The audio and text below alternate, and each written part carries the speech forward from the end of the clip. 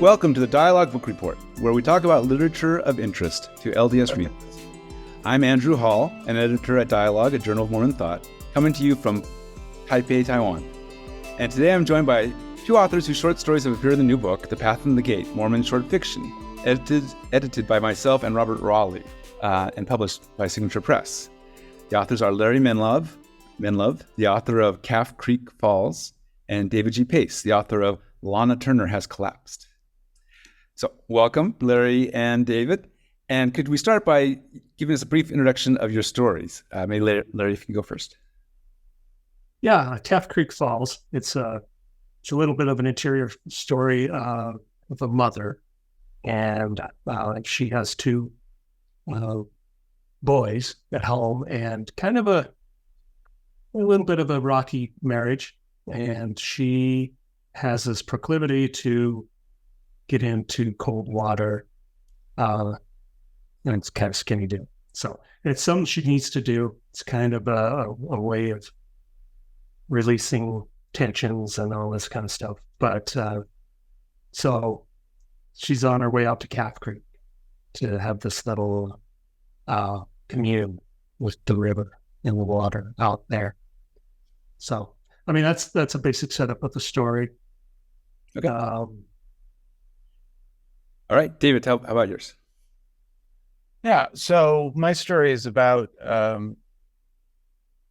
Mormon woman in the mid-90s who's having I guess you would call it a midlife crisis. She's married, but the two of them could never have children, so they're childless and feeling a little bit of outliers in their community there in Salt Lake, in their Mormon community. And it opens with her husband returning to the temple and coming back home and explaining to her what it was like. And she's skeptical at best. And then finds out later that you can go through the temple and do temple work, if you will, ordinances for the dead, including celebrities. So the story is really about their attempt to rekindle their life together as a couple who are on the kind of margins of the Mormon community by doing the temple work for Clark Gable and Lana Turner. And I'll just leave it at that. Okay, they're both kind of, if this is about the path and the gate, right? There was this prompt about, this scripture that talked about the baptism and faith and repentance, the gift of the Holy Ghost, and then enduring to the end. And so both these are these couples, or at least the woman and the couple who have already, they're already kind of progressed a certain degree, and they're kind of on this endured to the end stage, right? But then there's a certain degree of, is this really the path I want to be on or not?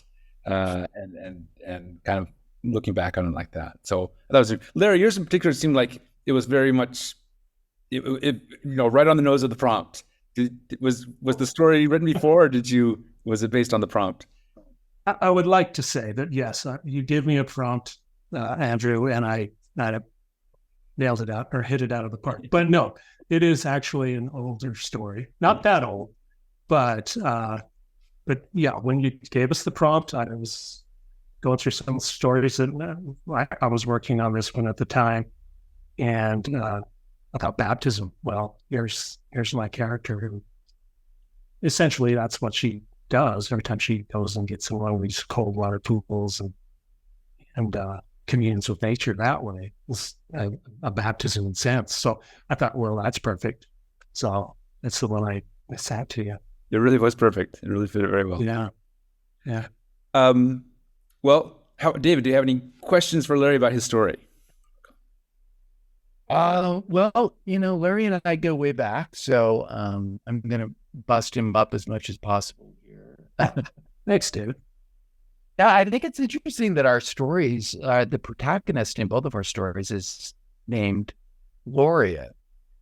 And I texted him the other day. I texted Larry the other day and said, "Did you steal that name from me, or did I steal that name from me?" Because we share each other regularly. Yeah. But, it was completely coincidental, and but I think it's interesting in our choice of names.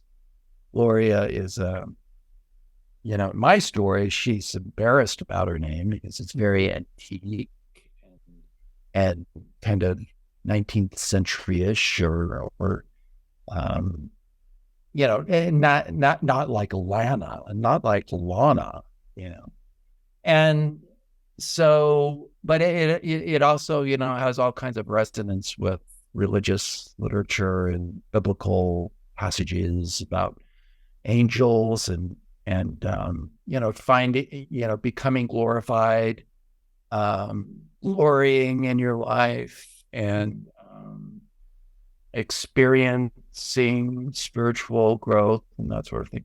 So, at least in my case, I won't speak for Larry, but I've named her that somewhat ironically because this is a woman who is highly skeptical of her past and yet returns to it.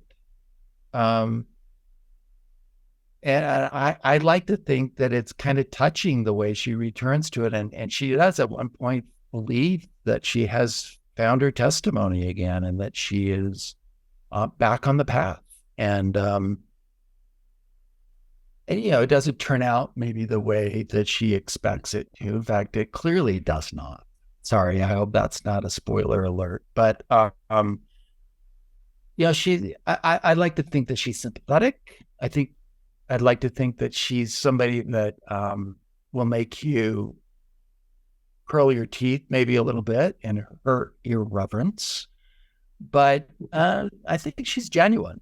I think she really loves her husband. I think she wants to be renewed, if you will, rebaptized in a sense, to use the metaphor of calf creeks that Larry is working with. And she goes to some effort to make it happen. And so I hope it's poignant. I hope it's funny. I hope in the end it's redemptive, even though it's disappointing in some ways to her at the end. So I don't know if I answered your question, but yeah. It wasn't a question. It was a response to Larry. Larry, you did a great job. I loved your story. In fact, I think we should talk about Larry's story. Well, I was going to mention, I'm not so sure that it was a coincidence that her character's names were Gloria. David, you clearly wrote this story years before I wrote mine. And like you were alluding to, we do share some stories back and forth. You thought you stole my name. I don't know. It was unintentional. I'm sure. Unconscious. But, okay. But there's all those reasons that you gave for naming a character Gloria make sense, and they make sense with my character as well. She's someone who is she loves her husband, she loves her family, but she's struggling with it for whatever reason. There's I would say they're minor issues, but not minor to her, And so she goes out and she hikes up the trail and she gets out there in all her gloria under the stars, with the waterfall. So I think that's one of the reasons I chose that name for the character. But David, you can allow that I stole that. Okay. All right. You owe me some money. And let's be clear. When Gloria goes into Calf Falls, she's going in buck naked. Absolutely. And it's very Garden of Eden-ish, mythology there. She is really trying to connect back to her fundamental authentic self. And I found that really moving and meditative in a sense, in a way. And I thought your craft was exceptional. I think that she's an exceptional woman because she talks the narrator talks so clearly about her love for her boys, the fact that she was very determined not to have any more children after 2. And even though her husband was resentful of it. And then there's this dog. Yeah. Which I think is quintessential Larry Menlove, the grit-lit author of Spring Lake, Utah. And I won't go into any details more about the dog because it's almost a talisman of his story about. And the reason why she goes back, okay, spoiler alert, it's not because of her sons and husband, even though she loves them, it's for the dog. And I won't say any more than that because it will be a spoiler alert. But I found that very, very touching and weird and a weirdly grotesque, but very, very compelling. Yeah. And David, the origin stories of the dog, which were very real. It actually occurred in Deer Creek, on trail in Deer Creek, where portions of the story she comes across a couple who have been to a wedding on Deer Creek Draw. And coincidentally, that's where my wife and I got married. David, you know that. And we were down there on a reunion. Well, not a reunion. We were there on our anniversary a few years after we got married, and we actually came across a dog who had this condition on the trail. So there are dogs like that out there. Thank you for not spilling the beans. Making a spoiler. Yeah. So and you should probably talk about the fact that this story is part of a larger project. Well, yes, and that's it. Andrew, this is the first chapter of my manuscript that I put together. I'm still working on it. It's been a slog. I haven't been able to complete it. It's mostly Darren, but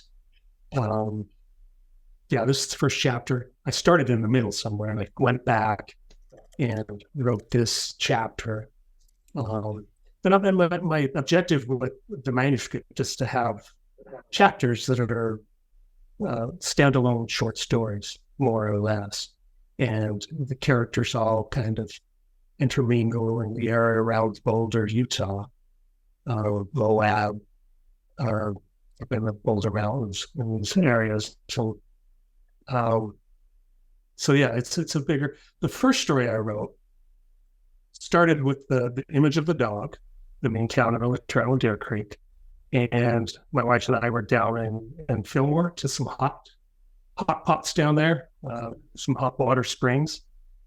We were just enjoying it, and these 2 young people came and stripped off their clothes and jumped right in the water with us. And so I think that's where I got this image of the water, and it's kind of it's a fountain of youth, more or less. Because I've always joked, but I think there's some truth to it, that when we got out of those hot springs down in Fillmore, the Meadow Hot Springs is what they are, swam around in there with these 2 young, beautiful, naked creatures, that I felt 10 years younger when I got up and out of that water. So it was a little bit of a fountain of youth kind of situation there. So, but that's that's where that whole manuscript is going, sort of, in those kinds of directions. So I got to finish it. Laurie, it's major. There are many of. Yeah. Try that again, David. Yeah. That might be a novel, right? Yeah. It'll be a complete novel at that point. A novel in stories. There are many other it might open to in swings. Yeah. Well, yeah, David, you sound like a robot there, so I couldn't quite hear what you said. Oh, okay. I'll try to.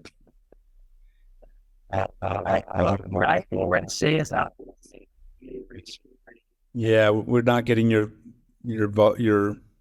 audio, Dan. Audio. But now, So I don't know. Probably nothing you can do about it, but it'll probably get over it in a second. Let me just Sure, go ahead. Larry. go ahead, Andrew. No, let it go. I was gonna wax on about David's Lana Turner has collapsed. This is a story I've read it several times over the course of my relationship with David, and it has evolved definitely, but the core of it has always been there. You've got. I just admire it so much. The Lana Turner, well, the wife Gloria, and just the way things change for her. And I imagine she's a bit of she likes old time Hollywood, right? And she just it's just words are failing me, but just the way she goes through it and changes, makes that commitment back to the church again, so that she can kind of embody Lana Turner is it's a sweet story, I think, David. I don't know, just nod your head and we can maybe test your audio again. how about now? Can you hear me? Yep. That sounds better. Thank you, Larry. I'll pay you later. So, yeah, go ahead, Andrew. well, so I'm interested in. I mean, I don't know exactly what, but some of the authors in this collection are Mormon, and some are post-Mormon, shall we say? They've they've experienced Mormonism in their life, but are maybe not actively doing it now. Why do you think authors that are post-Mormon are still interested in these symbols and this society? Why is that a topic which authors are interested in writing about? Wow, you really want to open that? Yeah. Okay. Yeah. Well, I have my theories. I mean, there's the old saw, oh, you can leave the church, but you can't leave it alone. It's like, duh. I mean, I was indoctrinated for 30 years into this stuff. And of course, I'm going to write about what I know. And this was a totalizing religion, totalizing life, totalizing culture. Do people ask Isaac Bashevis Singer why is he only writing about Judaism, and the Jewish experience in America and elsewhere? People don't ask that. They don't ask James Joyce why he, even after he left Ireland, all he wrote about was, guess what? Ireland. He never went back. You write about what, the civilizing force in your life, and that was Mormonism, for better and for worse. And I do say that for better, with warmth in my heart, especially as I've gotten older. I've realized that I've had a more nuanced view of my experience growing up in the faith and in the culture. And I am definitely a cultural Mormon, or post-Mormon, if you want to call it that. And that's all I write about. But I haven't been active in the church for I've been a post-Mormon longer than I've been a real good Mormon. That's interesting, isn't it?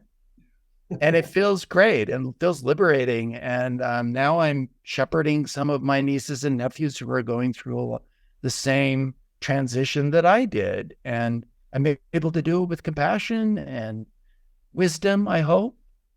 And I think that's what the literature of that's what Mo lit, if you want to call it that. In my realm, I think that's its job. It's to validate people's experiences growing up in this very peculiar, quaint, I'm sorry, I don't care if it's global. It's little in many, many ways. Mm-hmm. Religious tradition stuck out here in the Rocky Mountains. And how can you not write about that? I mean, Absolutely. oh my, I've been reading Mormon history and you can't make that stuff up. It's amazing stuff. So anyway, that's why I read it. Yeah. And I think to David's point, I grew up here. I grew up in Mormonism.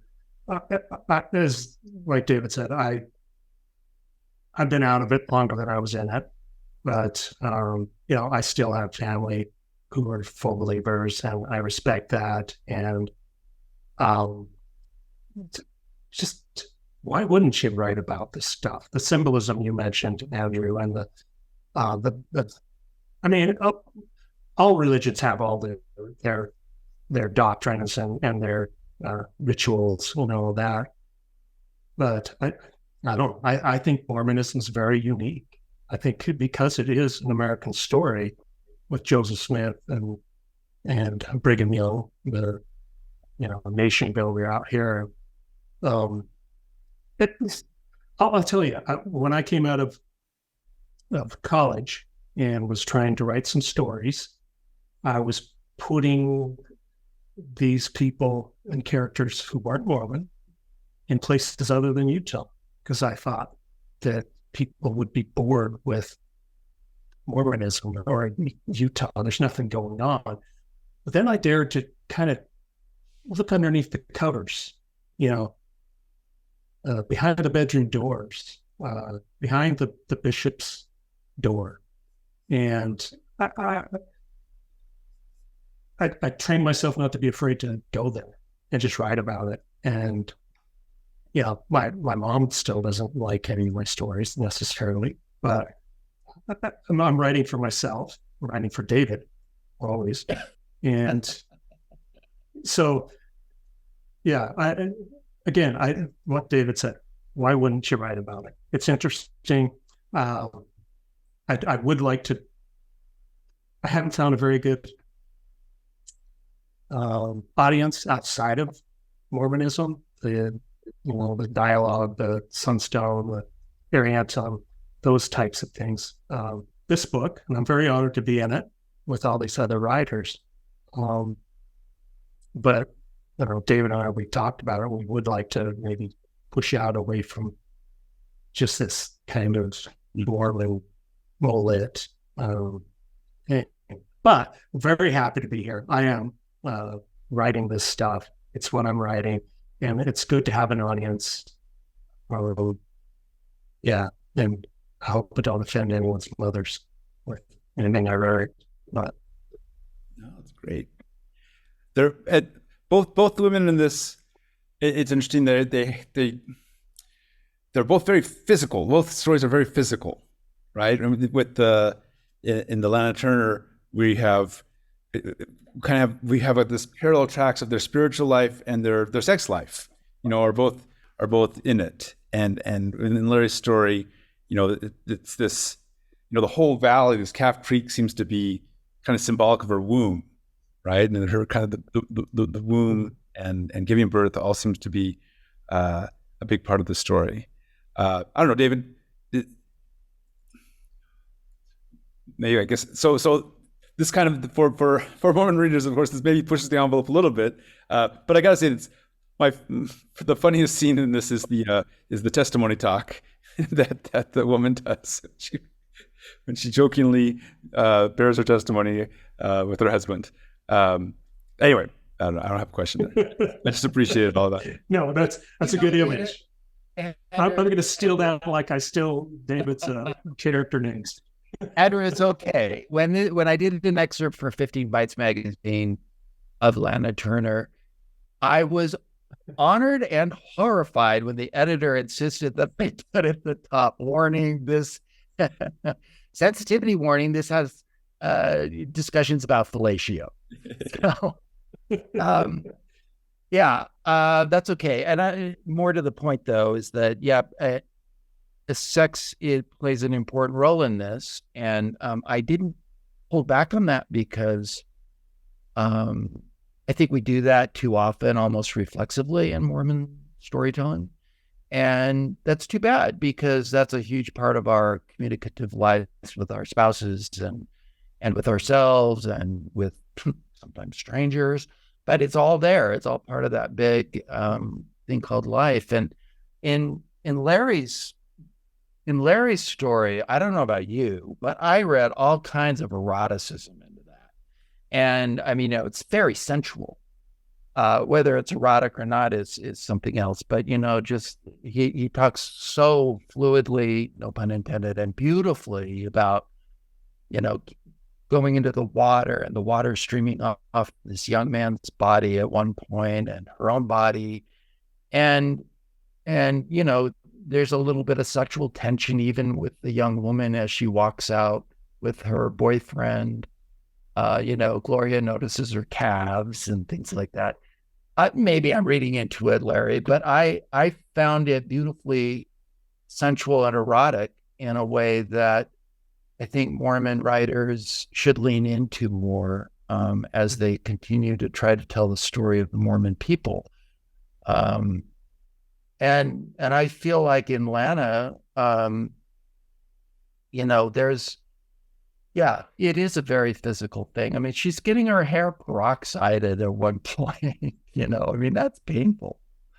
And so, and she's noticing the young man in the shop where she works and that happens. That's human. And that's a beautiful thing because we have sexual attraction to each other. And I think that we should celebrate that. And I think the best parts of Mormonism probably did at one point. I mean, and I don't know, we won't go into Nauvoo, but there was a lot of stuff going on there that was pretty interesting in terms of sexual experimentation. And I'm not, blessing Joseph Smith's proclivities or peccadillos or whatever.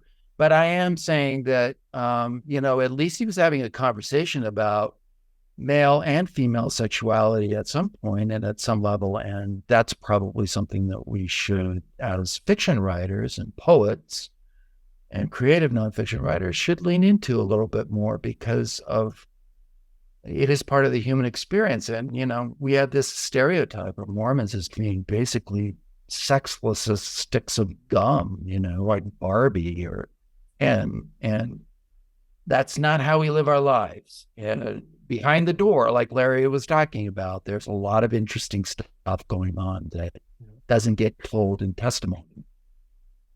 Yeah, I think with both of our stories, there's a lot of sensuality going on. David, your Gloria, she wears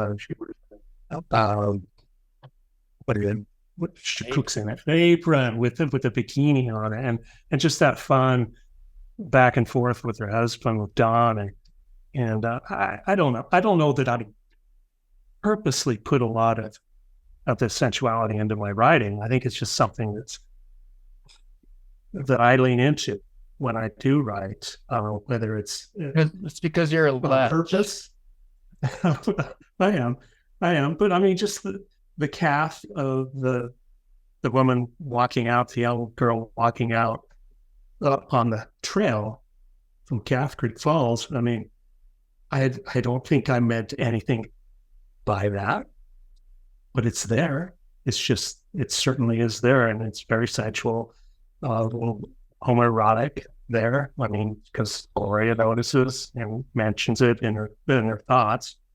To me, it's all just sensuality. It's just putting those details that hopefully help a reader, be engaged and keep on reading. But your story is very rooted in the body, Larry, I have to say. And I recall the statement. I actually wrote this down so that I could say it correctly. But you talked about the child that occupied the thin walls of her inland sea, that the fetus was so tightly against his flooded plain. I mean, you're talking about the body as though it's a landscape, which I find really beautiful and revealing. And because your story is about this, the canyon country, and yet it's this is a very interior piece of fiction, and it is about Gloria's internal life and also her. And so you use that internal body imagery to, I think, build that out. And sorry, but it's just very lyrical and beautiful. Thank you so much. I know it's true. Don't apologize, David. I appreciate that. I owe you dinner. So, David, you have a new collection coming out, right? Can you just tell us the title and when you think that'll be coming out? Yes, the title is American Trinity, and Other Stories from the Mormon Corridor. American Trinity was the first story I had published. It was in Dialogue magazine, and I won a couple of awards, one from the AML and one from Dialogue. And it was also the urtext, if you will, of my novel, which came out later, called Dream House on Golan Drive, which was Signature Books. Yeah, and so these are stories that date back to mid-1980s. It's been really gratifying to see them come together in a single volume. There are 13 stories, and the title story is the first story that you read, called American Trinity. Okay, great. All right. Anything else you want to say before we wrap up? Larry, sign us off, man. Well, David, I want to ask what you're working on now. Do you want to touch on that at all? Because I've read a manuscript and it's... Yeah. Sure. Maybe... No, that's fine. I'm happy to. Very briefly, I'm doing a historical novel written about my great-grandfather, who was the sheriff of Panguitch. And so it's very much rooted in that area, and it involves a murder. And it's been really fun to research that, and very different from what I've done before, which is very much coming of age type stuff, like my first book. But yeah, I've had Larry read it, and he just trashed it. It was just amazing how badly. Yeah, David, again, there's so much of your writing. I just admired it so much. I mean, this is kind of like, picture Lonesome Dove in Panguitch, between Panguitch and Beaver, and there's not a whole lot of cattle, but there's a whole lot of reprobates in between. And it's historical. So a lot of reprobates in that, yeah. But yeah, it's been just delightful. I've really enjoyed it, and I've got the first draft out, and I'm now working on a revision. Great. Very good. Both working on novels. That's great to hear. Okay. Well, thank you so much. I love both of your stories. I'm so glad that you were able to contribute them. And thank you to the listeners of the Dialogue Book Report. This show is part of the Dialogue Podcast Network, a collective of independent podcasts who promote inquiry into all aspects of LDS tradition. And the show is produced and edited by Daniel Foster Smith, who also provides the music. To hear more, go to dialoguejournal.com. Thank you. Thank you, Andrew. Thanks, Andrew. Take care.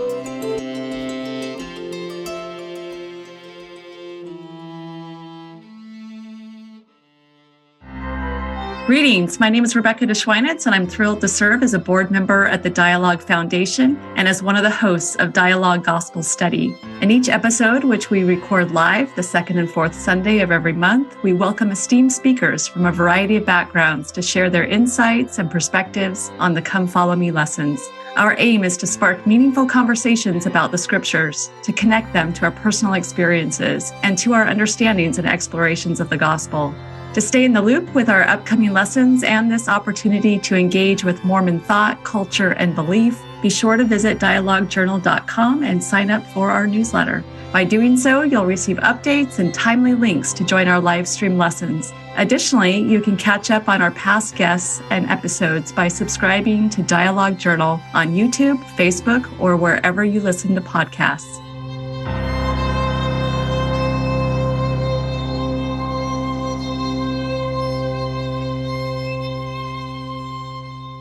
Dialogue Podcast Network.